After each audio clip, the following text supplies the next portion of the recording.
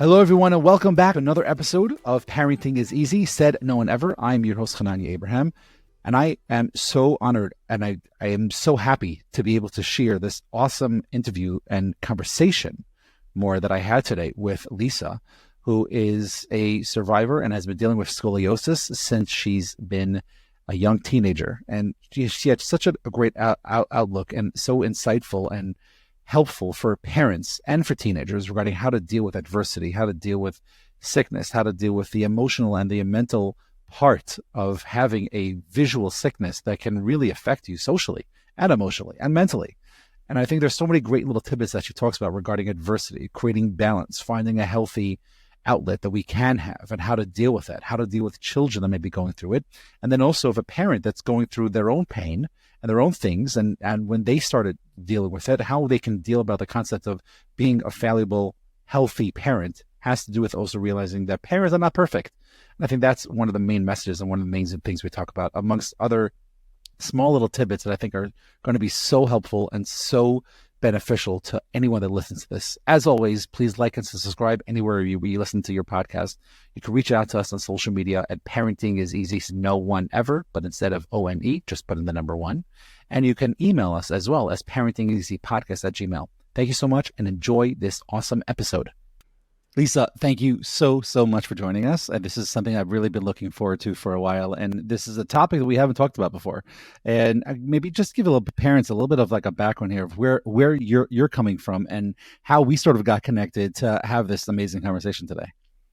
Yeah, you reached out to me, which was awesome. And through the wonders of social media, I have a platform, my Instagram page, to promote my book, The Silverhorn Girl. And I hope that some of what I was talking about in the book and my post resonated with you, especially since you deal with children and teens and tweens. But yeah, basically my book is for anyone that feels different. Any child that feels different. Yeah. I think we all have something, especially as children, there's something that we always feel like we're the only ones. And so I base the story of my book off of my experience with scoliosis and going through all of that and how that made me feel so different. Made me feel like wearing a bright metal silver horn on my head, just because I felt like I stood out so much. So could you talk a little bit about like the scoliosis aspect, like what for parents that are maybe unsure or maybe can use a little more education, what is that and how is that something that can affect someone? Okay. And just a little preemptive, I am not an expert in this field. I can only go by, my experience and my journey. Right. But thankfully there's so many wonderful support groups and through social media, being able to connect with people, and learn more about it. For me, my scoliosis was found after I had an injury in gym class in 8th grade. Oh, wow. In 1978. And they were doing x-rays and because they thought my ribs were broken. And then they discovered that I had a curve, actually had a still have a double S curve, which is the top portion curves one way and the lower portion curves another way, almost like an S. So they immediately told my parents that I definitely had scoliosis. And we refer to it and throughout many of the support groups and people that know way more than I do, it is referred to as idiopathic scoliosis because it means unknown, not really sure where it came from. Sometimes it's genetic, but it can just happen. Thankfully now, nurses and doctors are doing tests, the bend over test, the test that you see to kind of determine things.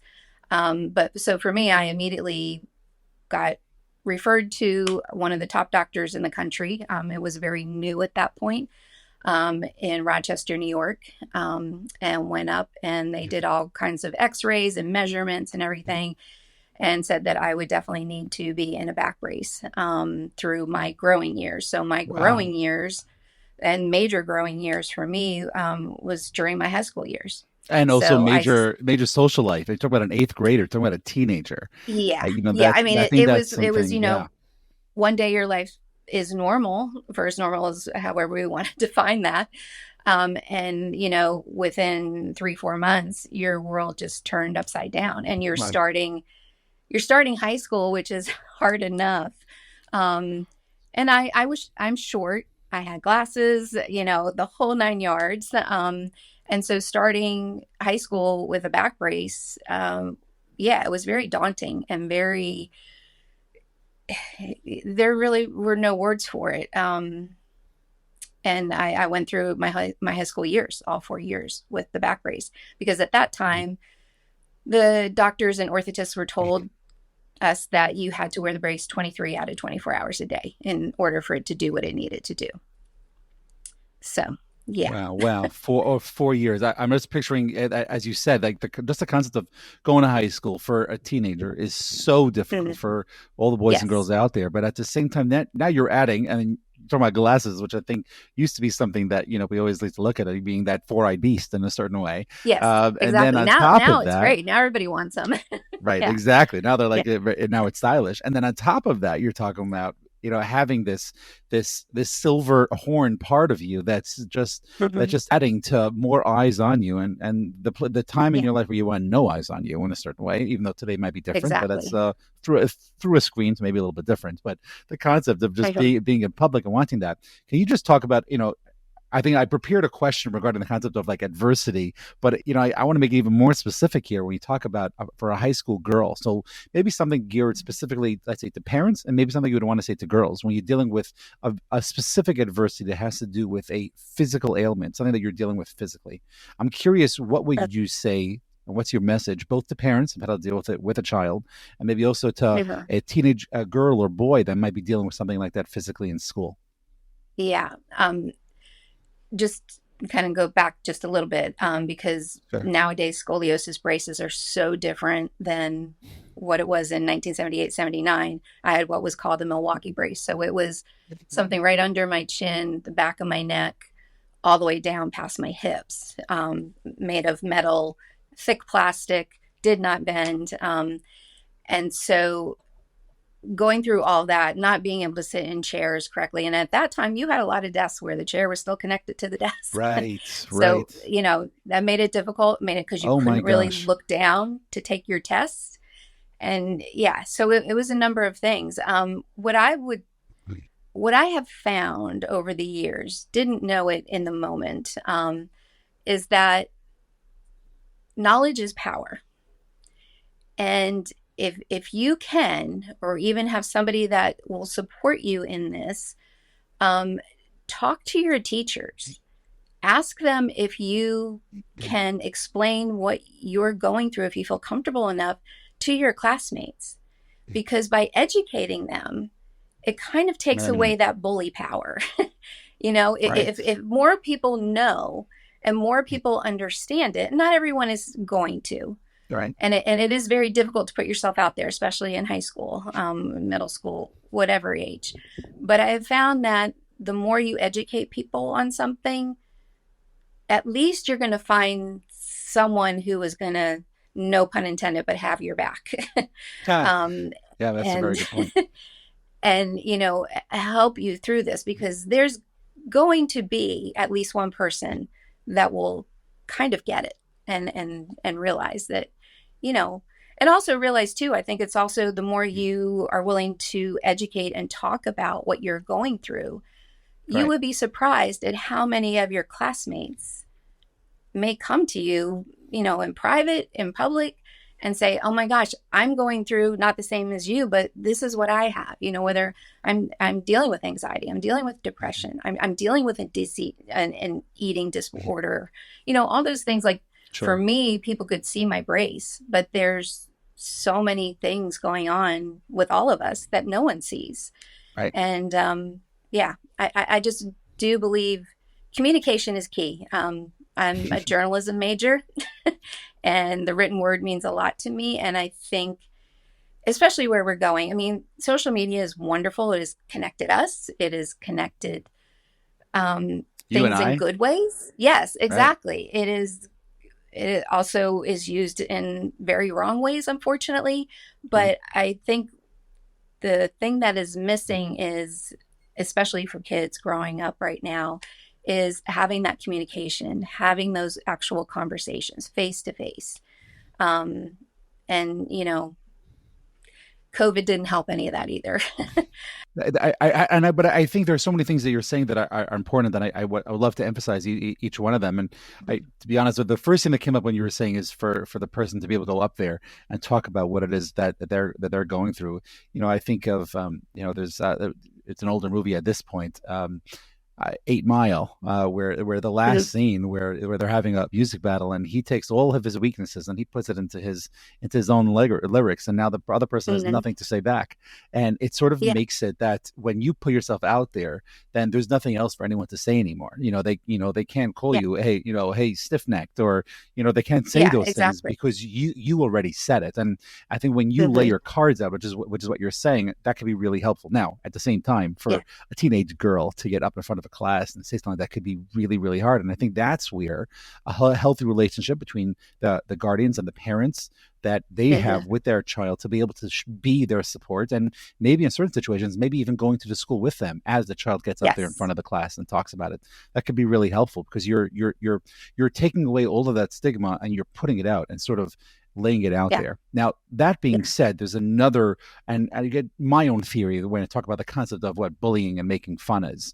As mm-hmm. it's unfortunately, it's a form of the word that you said before, communication. And a lot of Yeah, times when people do things that are negative, it's coming from a place of not knowing how to communicate. When you have mm-hmm. little children, they will scream and cry and whine. And when we teach them words, we teach them how to communicate, they get out of that stage that can be really annoying for us parents.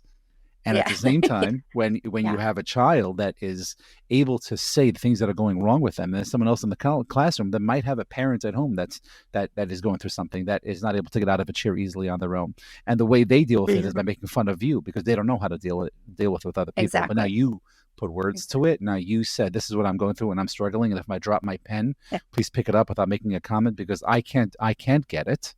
So exactly. you putting yourself out there, you make yourself vulnerable. All of a sudden, like you said, it opens the doors. So now the house has an open door policy, and it's Mm-hmm. the other person's job to go in and say, "Hey, let me go into that house," because this person is being receptive and open, and they're opening up a conversation. And it's amazing how many of the conversations in this room come back to communication and being Exactly. able to Absolutely. talk about this. And just to take it a step further, and we talk about this communication, and I'm curious if you could talk about this for a minute. In the home itself, there's a whole different plethora of issues and things that can come up in the home as opposed to Yeah. a school situation. I'm curious, looking back at it now, what are the same things that either you say was really helpful for how it was dealt with in your home growing up, or maybe what are some of the things you would say parents should be doing or maybe not doing when it comes to dealing Yeah. with things at home? I would say because of the time, because of the generation of my parents, they, and this is nothing against them because I see it within this generation a lot, is that if you don't talk about it, it doesn't exist. Um, and I know they didn't know enough. They just saw, oh, my daughter has an issue, a physical issue, that if we don't take care of it, it could lead to a really difficult life for her. Because if you don't take care of certain degrees of scoliosis, you have trouble with breathing. As women, we can have trouble in childbirth. I mean, there's a whole plethora of things that could go wrong. Um, but yeah, they didn't get it. So I was very alone. Um, and not like today. Today, there's fantastic support groups. And through social media, through things like this, kids can connect. Like the groups like Bracing for Scoliosis and Higgy Bears are wonderful tools and support groups. And kids are meeting like on a weekly basis through Zoom calls and different things. And, if you don't have somebody in your area that is going through something like this, you can connect and you can have that support system and you can tell people about your bad day. Um, if I tried to explain to them, and like you said, in high school is social. High school is it Identity, can make or break self-identity. you. Yeah. Yeah, and it not for them not really understanding and just I think they looked at it almost like braces on your teeth. Someone had explained that to me at one point, because you need to correct, something that's crooked. But this was something that, you can close your mouth to braces. Nothing against people with braces. My both daughters had them. They are painful. um, but this wasn't something that you could hide, no matter how much I tried. Um, so it was always standing out, and you know wanting to go on an occasional date and having the argument of, please, like, for 3 hours, can I just not wear it? And even too, and I talk about this in my book in a very creative way, but one of the things that I found was I needed something else to focus on, because I was focusing so much on this, and it was kind of taking over my brain, my health. So I started playing tennis, and I was able to use that 1 hour out of the brace to play tennis, and then kind of convinced my parents, listen, it's hard to do this even with a brace on if I want to do it more. So can I please at least play tennis in it? And then tried out for my tennis team and made it, thankfully. But it gave me something else to focus on. But yeah, going nowadays, I would tell parents, just listen. Like, there's something that I do with my daughters now, and I just learned this recently, is when they need to talk or they're going through something, I say, do you want advice or do you want me to listen? Oh, And then love that. and then it's up to them. My daughters are 28 and 24, so I've learned the hard way. So that's a great point. At what age though can parents start asking that question? Me personally, I think you should ask that at any age. I really do. Because it allows the child to feel like they have some control. And, maybe if it's something that is harmful to them, of course, a parent 100% needs to step in and give some advice. Like, there are boundaries with it. But parents going forward, if your child has scoliosis or your child's going through, if your child's in a wheelchair, if your child's dealing with anxiety, listening is huge. And if as parents, we are not equipped, no matter how many books you read, we're not 100% equipped for whatever life throws us. So it's finding those people that are like you, that are the professionals. Find those people for your kids to talk to. It's so important, especially at a young age, because and this was a reason why I wrote my book, was because I wanted to get to kids in a younger age as opposed to where I was being older. I wanted, like elementary school all the way up through high school. If I could write a book that was done in kind of a creative way, but also be able to give them tools in the back to help support their mental health. The message, and support their mental health, and have those conversations and find the safe spaces and start doing those at a younger age, because if I had that, I would have been so much better off as I got older, because it affected me. It still does. It affects me my entire life. At the same time, I'm also hearing the way you're talking. There obviously has been a certain point in life where you've been able to recognize both anxiety and other things that you've been through, and at the same time, I'm sure that's come through in some way regarding your parenting. And I'm curious, how do you go about talking about this specific point of your own anxiety, your own adversity that you've gone through, and incorporating that into your experiences with it, with your children, not regarding how you parent necessarily, but more regarding the discussion aspect of how your kids perceive mom? Yeah. That took a lot of learning and a lot of therapy, to be honest, and a lot of just kind of getting in tune with me. And I have to say, those COVID years were very changing years for me, because of the isolation, because of like trying to find peace, and trying to feel safe in a world that didn't seem very safe. And then, of course, anything that you dealt with in life that hasn't been healed, there are certain things that become triggers. So I immersed myself in meditation, just to be able to kind of clear my brain, and worked with somebody that is very well versed in that. And so just going through that, I learned a lot of, and I still make this mistake, but learning to kind of take a step back and learning to take a deep breath. And I've always been a person that you give me a situation, or if I'm dealing with someone, I'm going to look at it, all aspects of their aspect, my aspect, the whole thing before I hopefully jump in. So I hope my girls see a mom that has boundaries now instead of being the people pleaser all the time. Wow. Because it's still that thing of you want acceptance because you didn't get it at a younger age. Wow. And of hopefully, like I said, there were mistakes made, definitely. But hopefully they see it now and my girls have always been able to come to me and come to my husband. And we've always said this open door. We may not like what comes out of your mouth, what you're going to tell us, but, give us a moment. We may not react the right way initially, but give us a moment and we're going to try and figure this out together. I love that. So I think hope, that collaborative approach, both regarding you and your husband together, but also regarding the kids realizing that, hey, mom and dad are fallible too, and we make mistakes. And I think that's absolutely. in what I would say, if I made a list, and I don't like making lists in the sense of like my top 10 parenting things, because I think it's so subjective for what is the right parenting concept and stuff. It's not like rules for life, which is maybe a little bit different.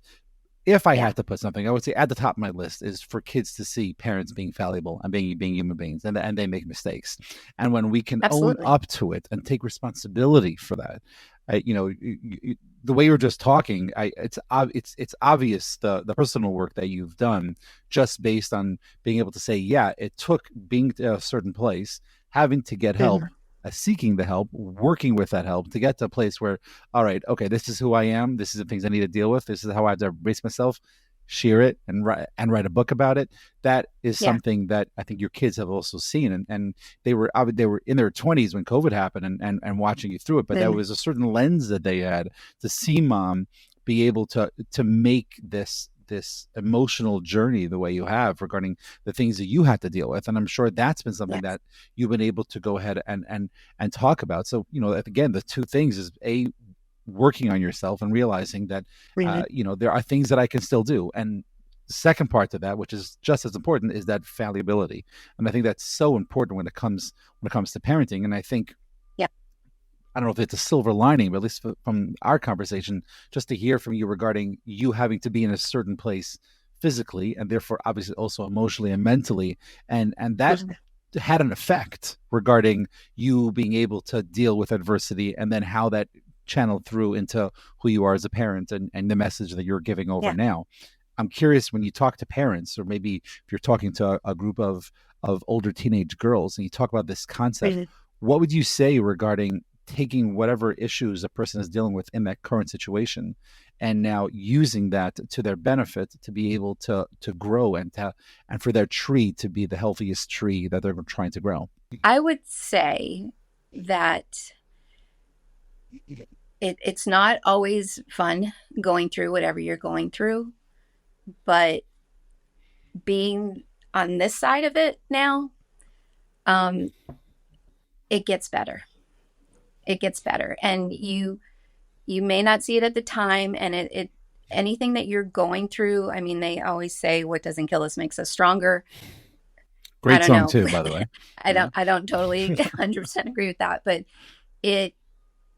hopefully whatever you're going through, I feel is almost like a gift. At least for me, it was a gift because it allowed me, I didn't know it at the time, but it allowed me as I got older to look at things differently, to want to help others, to want to have the kid. And I've always done this. I don't know where it comes from, and it probably comes from my experience, is that if I'm in a group and I see kids and there's that one kid that is standing silently in the corner, I am noticing that kid first.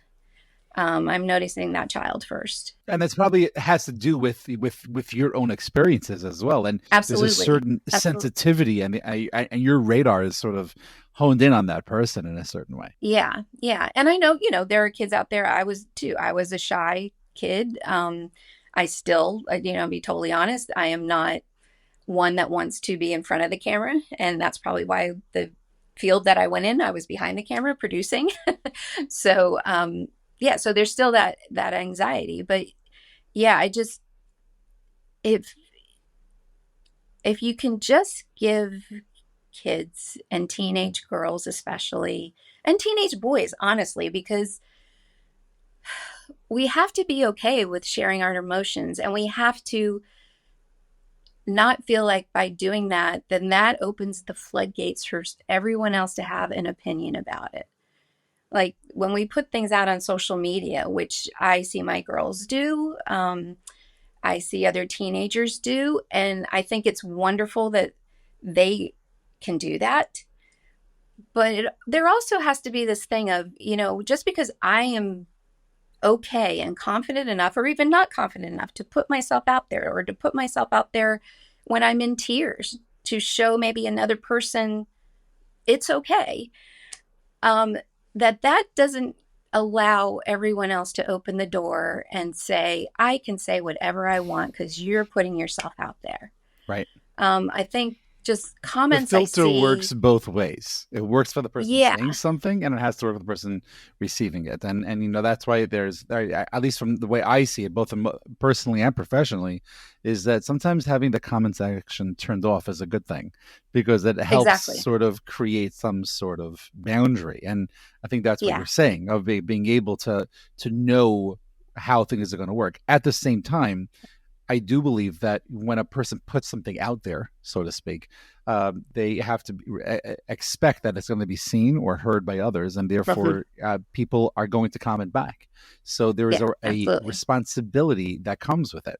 And on Yeah, this topic of its responsibility, I know we've sort of been touching on it, and I think from your experiences regarding what your parents, I guess, didn't do more than they did in mhm, a certain way, I'm curious, what would you say to parents that are dealing with a child that is going through certain things, that is their own adversity that they have to deal with as a parent, but yet also for their child, and being able to acknowledge that within their child for what their child is going through. How would you recommend, or what would you say to parents that are dealing with a child that is going through something, but yet at the same mhm, time they're also going through something, and having that understanding that, yeah, there are things happening in both our lives, and we have to figure out how to deal with it? What would you say? absolutely. I would honestly say, and the thing that has been the biggest help for myself and my family, because we all are in this, and we do it separately, we do it together, is find a really good therapist. Find a really good therapist, and that, the stigma of that, I really hope has gone away. I know growing up, it was one of those things where, oh, you have issues, you have problems. We all have Right. issues. We all have problems. Um, it's so needed. Like, let's make it more normal. And let's have someone else help guide us through some of this. But And I am going through some of this right now myself personally, is learning to heal my inner child uh, and parenting my inner child in order to be able to be a better person and to be able to be a better parent for my daughters. yeah. I think it has been a huge game changer. Yes, and for Definitely. those of you that are not understanding this concept of inner child, I think it's about 3, 4 episodes ago we actually had someone that we talked Mm, specifically about inner child, and I'm so glad that yeah, you brought that up, and embracing that inner child. And I think there are so many areas. Well, let's say for someone that is looking to, I guess, know more about their inner child and exploring, where would you recommend they look? oh wow. Just if locally, for wherever you are, going looking up different therapists, looking at reviews. I Yeah. mean, that's one other thing about social media. There's reviews out there. And not I have also learned, because I've been through some things, but I also learned that not every therapist is the right match for every person. Oh wow, beautiful. Well said. So be willing to, don't be looking at that therapist to be like, oh, they're going to give me all the answers. I'm going to be healed. I'm going to be wonderful. I mean, I've gone through some therapists that took me back to the worst places and was like, okay, have a nice day, which was not good. And I'm so thankful for who I have now in my life because she Yeah. just has been life changing. Amazing. Yeah. And it's so well said. And we talked about here on the podcast. I talk about this and where I'm located where you can find me is, finding a therapist that's right for you is like finding a house, a spouse, or a pair of shoes. And sometimes you have to Yes, try on a few to find the one that works for you. And that's okay. There's nothing absolutely. wrong with that. Absolutely. Someone could be well known on social media or very well known in the community that you live. That doesn't mean that they're right for you. And take Yeah. whatever recommendations you get, try them out. I recommend somewhere between 2 and 4 sessions. I would say for the Hmm. first one or two, you have to have a reason to say no to not go back. If you don't have reason to say no, then go back and keep and see Yeah. how this can work with you. It's like again, just giving that example. Sometimes there's like a sweatshirt you're about to try on, and you feel as you're getting your hands in there, like, no, this is not going to work for me or Hmm. for my body type. So we don't put it on anymore. And then sometimes you have to put it Yeah. on and like, no, it's not working for me. And sometimes you have to like wear it for a little bit, and then you're like, let me return this, and that's okay Absolutely. as well. And I think therapy works Hmm. the same way. And I'm so glad you said that. It's not just coming from me. So it's Yeah. not something that's that I put out there as a therapist talking about therapy. You have to find the person that's right for you. And I maybe Absolutely. there is a therapist out there that that deals specifically with mental health, that has to do with someone dealing with or a family member of scoliosis. I'm not sure if there is No. such a thing, but at the same time, Yeah. maybe there's someone out there that you can say deals with adversity or deals with trauma or casualties within a family or physical illness. There are so many Hmm. different ways to search, and you can ask those questions. And I implore everyone Yep. that's listening to this or watching this, that ask questions that are important to you. So if you need someone that has dealt with scoliosis, whether it's their own personal life and their family, or within their office that's dealt with physical ailments, ask that and make sure that they have, Yeah. so that they can deal with you and work Yeah. with you and ask your Absolutely. questions. There's no such thing as a bad question except for the one not asked. That's something Exactly. that we Exactly. talk And about. that's something I encourage. I always encourage my daughters to do that. And I've always done that. And, I'm like, it'd be better to ask a couple more questions than just to sit in silence Mhm. and never have the answer. And yeah, so, and like you said, are there, specific therapists out there for scoliosis? There are, Okay, thank you. Yeah. and bracing for scoliosis, and Yeah. that's with the US at the end. They actually recently, well, June is Scoliosis Awareness Month, but I did not know they that. work with mental health. Yeah, they work with mental health providers and are doing things on their social media where you can sign up and talk with Yeah. these therapists and work with these mental health providers. So it is wonderful. I mean, that is the other Yeah. advantage of having the technology that we have now. Because with my therapist, yes, initially I met with her in person, but now we can do it through FaceTime or Zoom Amazing. or whatever is Right. accessible to Yeah. us. It's not the same, but it works, Exactly, and it's exactly. something that if a person needs, they should 100% do it. And I think, if I could say, without in my little humble opinion, that's been one of the silver linings that came out of the past 4 or 5 years of Hmm. what we've been Yes. dealing with shutdowns and COVID. Is Yeah. that online can work. So I do think, as much as over the past decade or maybe even two, the concept of therapy, the stigma is getting less and less and less. And I Hmm. think it took an added jump over the past 5 years. But then on top of that, it also has to do with the positivity and the things that are available online and how we can have therapy online, especially for a Yeah. generation that's growing up with computers and social media and constant video conferencing, for them to be able to have feeling and emotion and be in a room and be concentrating on something. There are so many opportunities for that to happen. Yeah. And I encourage all parents to find the person that can work for your child. Work. As we sort of wrap this down, there are so many great things that I picked up and I've learned from, again, I thank you so much for giving us a few minutes just to sort of Oh, absolutely. work on and being able to share on this topic specifically. So the way I like thinking about it is, I guess, having a healthy balance, and specifically regarding the the struggles that a person can deal with, but yet also trying to create stability in their life. And here you are talking years removed from going through something that is life changing, and let's say scoliosis, and Yeah. having a physical ailment that didn't allow you, both obviously emotionally and mentally, but also physically, to do certain things. Yes. So I'm curious how you were able to navigate through your own health issues to create that stability in life. And I know you talked about the tennis a little bit, but if you Yeah. go a little more, a little deeper than that, and how do you then instill those type of attributes and traits, the balancing this in your children? Yeah. For what I was going through at the time I was going through it, it was, and I didn't even realize it at the time, but I was in what they call survival mode. Um, and Right. just, trying to get through the day. And just hoping, just couldn't wait to get out of high school. Couldn't run fast enough, obviously, because I wanted to shut the door on that. And finally, when they said you don't have to have the brace on anymore, um, that was, freedom for me. But the other side of it was, I know, people can say, well, then you were done. Like you didn't have any more issues and you could lead a normal life. But what I didn't realize was all that stuff that was building in that survival mode. They were layers. Yeah. Like that lives in your body and it's going to come out some way.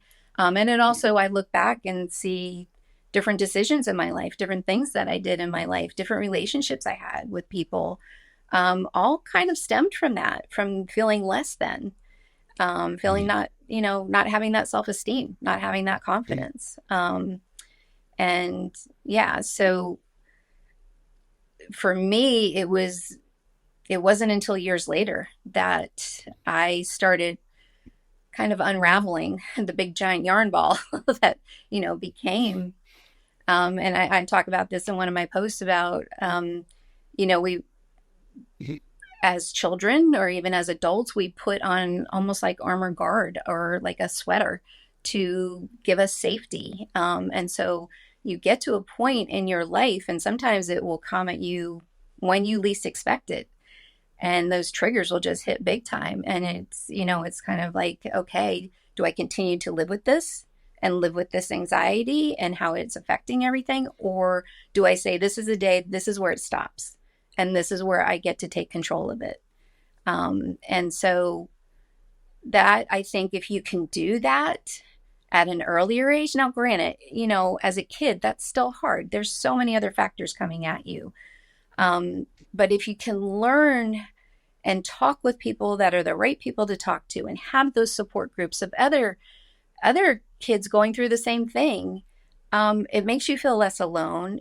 You can have those conversations in a safe space. You can have the right mental health tools that help you, and help you like build in other areas of your life. For me, it was tennis. For someone else, it could be another hobby. It could be, just Right. through exercise, just anything else that makes you feel good about you. I think those are invaluable. And if you can learn those at a younger age, man, those will take you through life in so many instances. So that's where I am at now. I wish I could go back and tell Lisa, who was, 16, 17, like, it's Good. going to be okay. And here are the tools you need. Yeah. Well, that's a great message, and I really appreciate that. And I guess just because you brought up the concept of inner child and seeing what you've been able to build up, and obviously doing work specifically with the inner child and where you are today with it, I'm curious if there was a conversation or something that you would be able to say to your inner teenager. What would you say right now to them? Um, you're going to be okay. It is not going to be an easy road, but I got you. I got you through all of this. And you're going to do some things that will help other kids. So what you're going through right now, you don't see it, but it is going to make a difference. Even if, and the reason why I wrote the book is like, even if I could make a difference in one child's life to feel less alone, to Right. not have to suffer in silence, then then I've done what I need to do.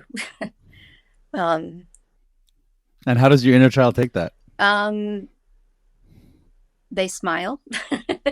She Good. smiles. She Yeah. feels like it's a giant big hug that she should have had a very Really. long time ago. Uh, So I just for people listening to this, I think that's a lot of like a self validation, which is something that can take a long time to Yeah. get to, and no one should feel like, well, if I don't have it right now, then I'm never going Hmm. to get it. It can be Yes. gotten, and I think Lisa being able to have this conversation with us and being very open and vulnerable shows also the work that's been done, and you can get that work done. And Lisa, I really appreciate you sharing that. I mean, being allowing us to sort of be part of that experience. So I No, thank you thank you. so Thank much for you. that and for having this amazing conversation that I think is really apropos in so many ways and for so many Mhm. people. I'm curious as we sort of close up over here. I've been trying to be mindful That's, of the time, and also realizing that there's probably so many things that we didn't talk about that we yeah. probably can. Are there one or two things that maybe we didn't talk about that maybe you would want to talk about your message? And obviously, the book itself and how that's something that could be of a benefit to Yeah. people. The book itself, I wrote it during COVID. And writing for me, I know journaling is a really big tool, a mental health tool. Writing for me has always been very therapeutic. I have to say, when I wrote the book, it was almost 3.5 years ago now, almost four. When I wrote the book, that was therapy for me also. And I used to have this nightmare all the time, of I would be in my back brace. I would be like older at a business meeting, standing up in front of people, trying to get my point across. And I have this back brace on and I can't get it off. And it was a constant nightmare. And from having written the book to the day that it was published, I don't have that nightmare anymore. It was just, And yeah. wow. So I hope, and I know we, hone in a lot on scoliosis, and that is really the main reason why, how I wrote the book. And that's what the Silverhorn represents for me. But the book is for any, like I said before, anyone, any child. I've had adults that say, oh my gosh, that was me, and thankful for what I've given them, just, shining a light on somebody. So I hope it provides some, I always say, peace within the pages, that someone can feel less alone, that someone can, look at the mental health toolkit in the back, pick and choose what works for them, start having conversations. I want it to be not only for children, but for parents, for teachers. We need to have these conversations. We need to, part of being in school is also, like you said, the social and just honestly, the mental health aspect of it, especially kids that have gone through COVID and were so isolated and then just thrown back into what we say is a normal situation. And we've never, not never, but we rarely really touch on any of that. Like that was, as adults, that was an upside down world for us. How do we expect our kids to be okay with that? So it took almost 2 years to publish the book, but it came out, I feel, at the right time. And I hope others that read it, it's coming at the right time. So yeah, I just hope that somebody finds value in it and their child finds value in it. That's beautiful. I thank you so much for that, and I think the message of that we're trying to give off here in the podcast, and something that I think you just mentioned is you are never Yeah, alone, and there are other places and things, and you talked about at the beginning. And I just want to re-encourage, and if you have any links you want to send us or to put in the show notes, we'd gladly take absolutely. it regarding finding that support for people. I think it's one of the most important things, that community aspect, which if we ever have a chance to speak again, I'd like to talk more about of how to find and how to hone in on that specifically. And in nowadays and age, I think it's a lot easier than it was back in the Yeah, 70s. So absolutely. being able to find that for yourself, I highly encourage people to do that. But are there places where people can find you, and how can they hear or contact or be in touch with you more? Absolutely. The best place to find me, I would say go on my Instagram, and that is the Silverhorn Girl. They can also email me at the silverhorngirl@gmail.com. I'm always constantly checking things. The book you can find on Amazon. The book honestly is available everywhere: Amazon, Barnes and Noble, Walmart, Target, but also any Amazing. independent bookstore. If you go to indiebound.org, through them, but also too, you can send me a quick email. I would love to send you a copy. I'll sign it, put a little note in there for you. One of the ways that I sign my books is "You are a gift to this world." And I truly believe Yes. that, because we all are. We all have a purpose. We all are special gifts. And it gets muddied and it gets hard to see that. But we all have value. And Yeah.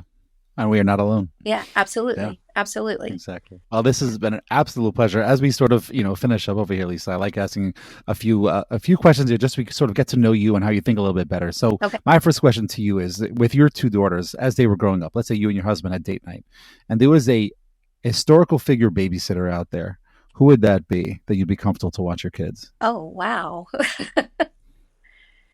Yeah. Has to be historical or, um, hmm.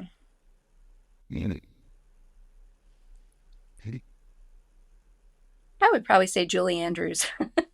I know that's not like Oh, that's a good history. one. She's still here. Yeah, that's close enough. But Yeah, that yeah, is true. She is, and just she's a good one. That's yeah, very graceful. Yeah, that's just a real, awesome. real I love that. person. Yeah. That's really cool. Okay. I'm curious if there is any place or any maybe podcast or book or YouTube video that has been helpful to you on your journey that you would like to share with others. Yes. Actually, and this was part of my meditation journey. I linked up with Jay Shetty during COVID, and I was also part of his on his team when he would do live meditations and different episodes for a brief period. And I would say his book, and not like I'm promoting a book, but his book, Think Like a Monk, really changed the way I look at things and really took a deeper dive um, into this world and what's really important. So yeah, Amazing. I love that that. was actually Yeah, like, that's great. Thank you. Thank you so much for saying that, because okay, it's one of my in my watch list of books to buy. okay, So yeah, I appreciate that, because I think it's something that I hope to get to next. I heard a quote. I got a chance to be an idol of mine recently, and I was telling him about my book next to my bed, and he please. said that pile's never going to get No, smaller. I know mine So doesn't either. he said Keeps getting taller. don't stop buying the books. Yeah, Yeah, it does. yeah, And my wife would love for it to get yeah. smaller, but hopefully one day. So my last question to you, Lisa, as we sort of Sure. finish up over here: if you can think of one everyday mundane superpower you like to have as a mom, what would that be? To take away my daughter's or any child's pain. Wow, That'd be my that's super. amazing. Wow. Love that. Love that. Lisa, this was an absolute pleasure. Thank you No, so, thank so you much so for much. I everything. appreciate the opportunity and really, really appreciate being on here.